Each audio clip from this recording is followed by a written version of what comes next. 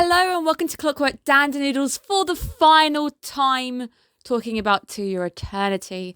It has been an amazing ride with you guys. This will be a slightly longer episode because I do my wrap up of the entire season, give you my final score, give you my final thoughts. I have finished crying. I am back now. That is the last, of course, of Trauma Monday for now. Thank you guys so much for tuning in. If you are new to the channel or have just somehow landed on this final wrap up, I have broken down every single episode of To Your Eternity. I will be putting them all into a folder and a playlist, so that should happen hopefully after I post this. You can then bust through the entire lot. There is a Discord channel if you guys want notifications to your phone, and also subscribe to the YouTube channel because my end of season wrap up will be coming in about 2 weeks time. This is going to be where I tell you my thoughts for the season. I will tell you what I'm breaking down next anime season because next anime season is stacked. There's so much going on. I need to really think about what it is that I bring to you guys and discuss. And I really can't wait to show you guys what a good season is lined up for us. But it's also where I'm going to crown my top 3 and award the Hidden Gem Award, which is a new award that I've kind of settled upon. It's a big video going your way, so make sure you guys are going to have a way to at least know that it's gone up in the channel. So let's do it. One last time, guys. Come with me and we will break down and enter my brain as I watch this last episode. But, my friends, the trauma may have just ended. Season 2 has been confirmed! Oh my goodness, I am so happy. Fall next year, Season 2 confirmed. I knew it. I really did think that they really landed on a gem this season, especially with To Your Eternity. People were blowing up the internet after episode 1. Episode 1 landed, and I think they must have known at that point they were onto something. They were definitely onto something when it came to this anime. Will I be seeing you guys next year in full? Will the channel even be alive by that point? Will I have finally hit 1,000 subscribers? That is going to be the interesting question to ask when we eventually get to full next year, because I'm definitely at least going to be watching it, even if I don't have a YouTube channel. So Fushi is still very conflicted, and it's something that has built with him all the way through this season. The conflict of wanting to be close to the people that he loves, but he knows that he also attracts danger. We saw this with Gugu, we saw this with Tonari. As he's become more and more aware, self-aware, he's also been presented with bigger problems, like if people are with me, they will no doubt die. So he's starting to have this conflict. It is weighing on him so much that we actually see that he cannot bring himself to go to Piran. No matter how much he just wants to leap over and say hello, he can't do it. It's weighing upon him. I also really like the sound effects that we get of the wolf's nails on the floor. Just a nice little additional note there, because I think it is a nice little thing just to hear the little clippy clips on the floor. I like that. Fushi has labelled himself almost as a bringer of tragedy. Only when he starts to worry about her well-being, whether she's eating or not, is when we start to see him starting to do the to and fro. He starts to go backwards and forwards. He goes to see her just to see if she's okay. But then he's like, okay, maybe she will be okay without me. Fushi debating whether it's just okay to just sail away, leave her, go somewhere else where no one can be hurt. I loved the scene of him tackling the kid for the pen and the paper. That was absolutely hilarious. Also showing Fushi taking a bit more of a proactive role, just going for it now, just doing what it is that he really wants to do. But it also allows him to have paper and pen added to his inventory, allowing it to be very important this season to allow him to start journalizing and keeping a record of everything. But I also think that might be a big point for next season. I think the pen and the paper and him being a bit more literate is definitely going to be something we see next season as well. But Fushi cannot stop his worrying. He loves her because she is family. He just wants her to live in peace, comfort, and not really want for anything. Piran ends up being kidnapped again, taking us finally outside of the city, but we already know that she does know how to take care of herself. She is one hell of a tough cookie, and she's able to just kind of beat the kidnapper on the head. But that, of course, isn't the point. It doesn't matter if she can look after herself. Maybe she will be okay without Fushi, but that's not the point that we're trying to get to here. We're trying to get to the point that it won't make her happy. This entire episode really showing the idea that you could try and protect somebody, but it's not going to make them happy at the end of the day. She will maybe live okay, be okay, take care of herself, feed herself perhaps, but she won't be happy. She won't be smiling. I like the fact as well that we go back to a very key character is our narrator. The narrator who has been there through everything with us. The narrator who is finally able to actually talk a bit of sense into Fushi. Everything dies. This is what the entire anime has been trying to teach us. Everything, no doubt, will come to an end one way or another. Piran will die with or without you. This is the big message, the mortality that humans have. Nobody knows how they're going to end, but some people choose it for themselves, like Gugu. Gugu wanted to protect his brother. He decided that he would give his life gladly to protect his brother. Fushi asking for help as well to the narrator, really showing how far along they've started to come. And we do get to see a bit more of a new level of their relationship this week as they finally start to work together. We start to see them on an accord. The narrator also is telling Fushi after he asks for help, what do you want to do? What is it that you want to do? Not, you should do this, you should do that. He doesn't tell him what to do. He asks Fushi, what is it that you really want to do? So I don't believe he is a bad person. I don't believe he is a demon or anything. Otherwise, he would have tried to take advantage of Fushi by this point. Him telling him to do what it is that he wants to do. If he was a bad person and he was trying to get a result, at this point, him telling him to do something, it could have resulted in him not getting what he wanted. So I believe he is not a bad person. We do get to see the new forms that Fushi has collected. We have the rest of Tonari's crew, which is really, really sad. Again, it's like a chronicle. I guess he is, in a sense, preserving the world that he is in. But Fushi does blame himself. He blames himself for the death of everybody that he has collected. So it's definitely a very vicious cycle of him accepting the way that the world is, but also unable to forgive himself. I guess the second season, or maybe the entire undertone for the books. I haven't read the manga. I have a feeling that the idea of forgiveness might be somewhere down there. The reunion is absolutely gorgeous. There's not really much. We had the happy tears. Fushi's happy moment for this episode, of course. We have to have a very different episode this week. Now, our mid-credit scene is even more packed than before. We have our new additions, and of course, this is the most packed we're going to see this board. For now, I do wonder if Season 2 is going to continue this little cute trait we've had throughout the entire season of having our pictures of everybody on the board. Are we going to start filling in even more faces on the wall? Is Season 2 going to be a completely different ball? I've got some thoughts, which I'm going to save till the end, about Season 2. But we do get a very suspicious scene on the beach. Now, this is probably one of the only few suspicious, maybe, setups for next season. Somebody is wounded. Somebody looks pretty muscly. So I don't know if this is Hayase, unless Hayase is completely changed by her encounter with the knockers, maybe.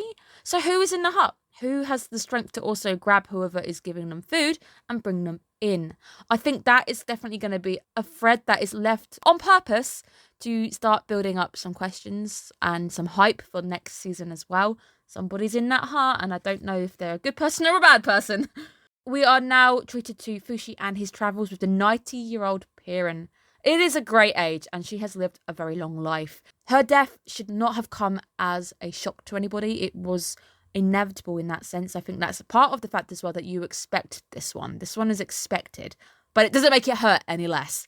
Fushi by this point is 14. We've been with the boy for 14 years. He is now self-aware, and I think it's been an amazing journey to see his journey up until this point. And now starting to use the narrator for help to track the knockers. It's teamwork, and it just allows Fushi to keep moving, to at least have a bit of a quiet moment in his life. He wants to be with Piran by this point, so Fushi has found a balance. He's found a middle ground. To live with Piran, he needs to keep on the move, keep moving around. This will allow him to kind of have both. He doesn't want to get anyone hurt, so he's using the narrator, but they have to keep moving. But this, of course, is going to be strain on somebody who is 90.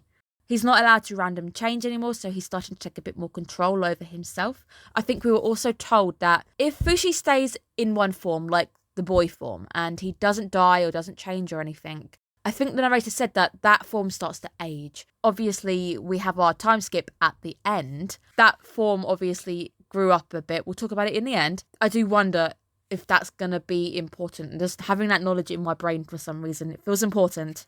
Fushi's new life, him having to have these rules and him journaling everything, he's very literate by this point. The journal of Fushi, something that I'd be very interested in even reading, is he's trying to remember himself. And we do see the ability that he can bring it back. So he burns it, but he's able to bring it back. That is a interesting new technique that we haven't seen before. But we now go into our sad spiral now. So let's get into the sad spiral. Piran's wish to be younger. I like Fushi's response, him telling her that that's a really hard wish to grant, because it shows that he has an understanding of the passage of time.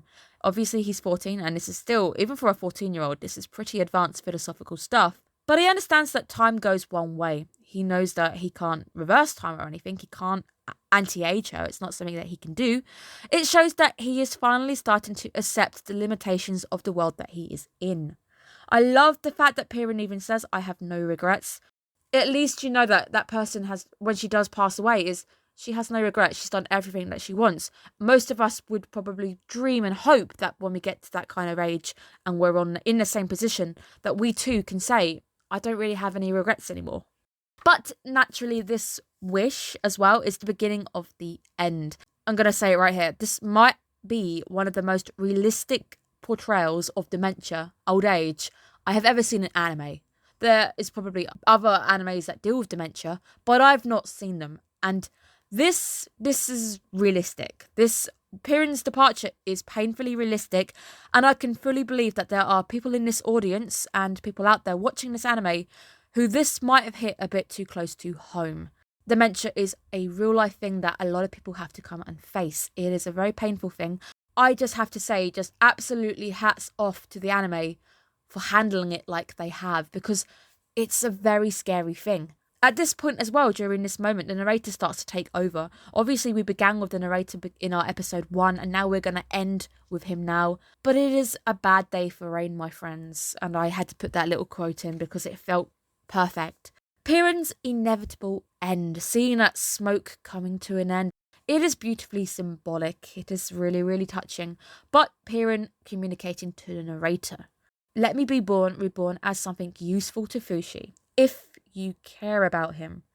And he obliges. And I think this is also another point building into the fact that he's not a demon. He doesn't have to do this. And she does say, if you care about him, grant my wish. He does. You will not be the same anymore if I end up making your being into something different.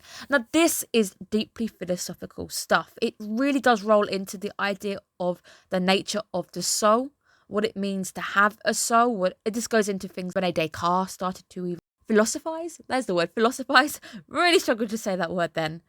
He obliges because I think the narrator does care about him.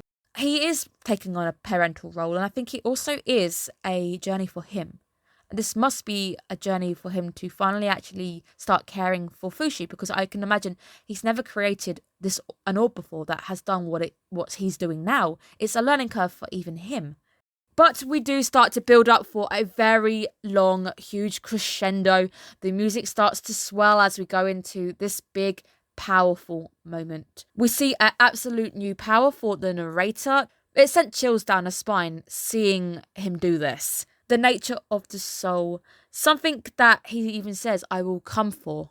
And young Piran is absolutely, truly beautiful. She finally gets her wish, I guess, in the end. So she really does die with no regrets because he grants her that final wish. He says that I will get to you. I will reach you before you get to paradise. Now, paradise, I think we're going philosophical even more. Believe paradise is heaven, or the idea of whatever heaven is at the end, because they all turn young or they all see something that is happy and they all walk into a very nice bright horizon. I believe paradise is definitely the afterlife. It is something that both March and Gugu ended up turning away from. So they were all being led into it, but they ended up turning away. And I believe that is probably why they are now ghosts. They are now hanging around Fushi because they chose to turn away from paradise to stay with him for a bit. They couldn't go to paradise because they have almost a regret. They care about him so much they can't leave him behind. Piran turns away from paradise for Fushi. It is hugely powerful. There were tears from me at the start of the series. There were tears at the end. I definitely cried, guys. I'm so glad I don't do live reactions because everyone would have seen me cry. Just poor Fushi losing family, now being all on his own. And it's raining. It's the perfect weather for losing somebody. It's always raining when it's bad things happening. Fushi also gets a red nose whenever he's been crying. It's just something I've noticed, and it's nice that they kept that in as well. It's Piran's last gift, I believe, is what is your dream? What is your dream, Fushi? What is it, again, what you want? Which is very similar to something that we heard the narrator say, is like, do what you want to do. What is it that you want to do? Her last gift is something that really helps Fushi start moving, start rolling again, start moving forward. The end of this sequence on the violin, just the violin solo on those high strings, rings out. It is absolutely perfect. Now the story goes blank, my friends, for absolute decades. We finally get a huge time skip, and man, Fushi got hot. But he blew up a knocker. Did the loneliness start to warp Fushi? Because he seems a little bit warped. He also reminds me a bit of Senku's dad from Dr. Stone. I don't know why. But my goodness, do you get the feeling that season 2 Fushi is going to be slightly different from the Fushi we have grown up to learn? Is he going to be slightly more warped? So my overall thoughts on this episode were just perfection. I think we started episode 1. Episode 1 for me was my absolute masterpiece episode. That is an episode I can give 10 out of 10, and there's barely any words. I think it's an absolutely beautiful masterpiece. To Your Eternity for me, the best episode, season 1. So let's go into the breakdown and then I'll discuss season 2. And I'm going to read what I put on my Facebook page because I think it's a good start. So the masterpiece has just ended until fall next year.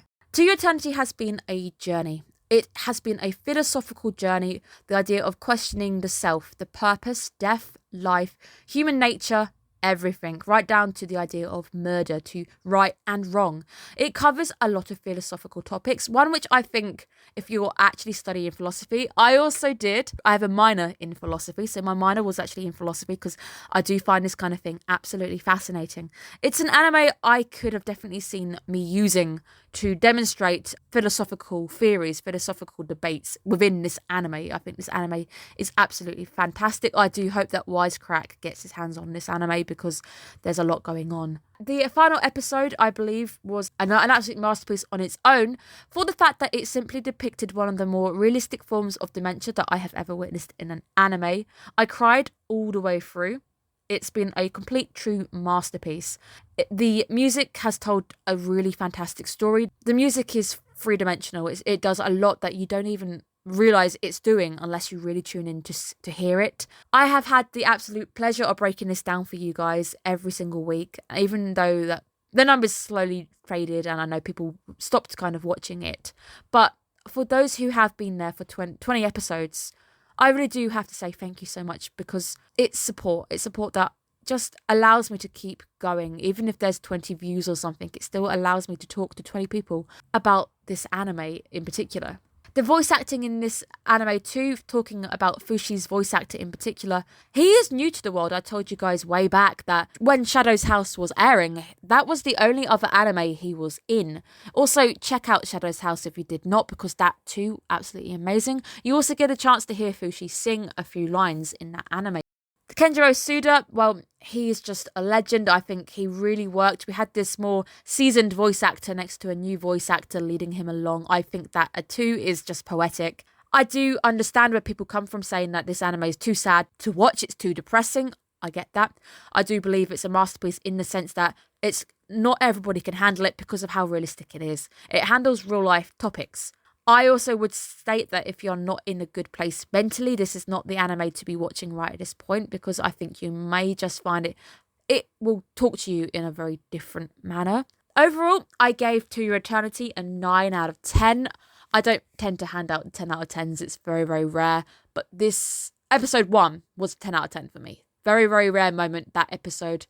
Fantastic. For me, the season started on a high for To Your Eternity. I think it started to go downhill for me a little bit, but not in a bad way. I can say even the later episodes where I wasn't having as much fun, they were still good. So we may have been talking like 7.5 kind of territory in some of the episodes. Some episodes are a bit okay. But we do cover so much in 20 episodes. I'm also very happy they gave it 20 episodes and not just 12. So what are my thoughts on season 2? Season 2, I believe, is going to cover a very different form of Fushi. We have gone ahead 20 years. I guess theoretically he's 34 years of age. I think the loneliness, if he has really lived in isolation up until this point, is going to start giving him some more warped personality points. Maybe at this point him laughing because he's destroyed a knocker.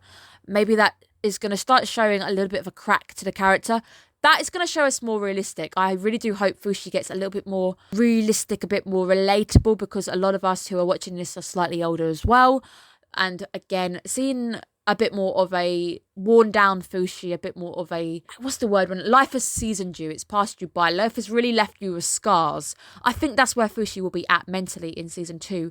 I am so happy they gave it a season 2, because a lot of people telling me that it continues, it goes right up, and it ages up, and there's a lot. The journey's not over. There is so much journey still out there that we need to cover. So I'm so happy there's going to be another season. I'm really excited for it. I have high hopes for it. Whether I think Hayase might come back, or who's in that tent, who was in that hut, I don't know.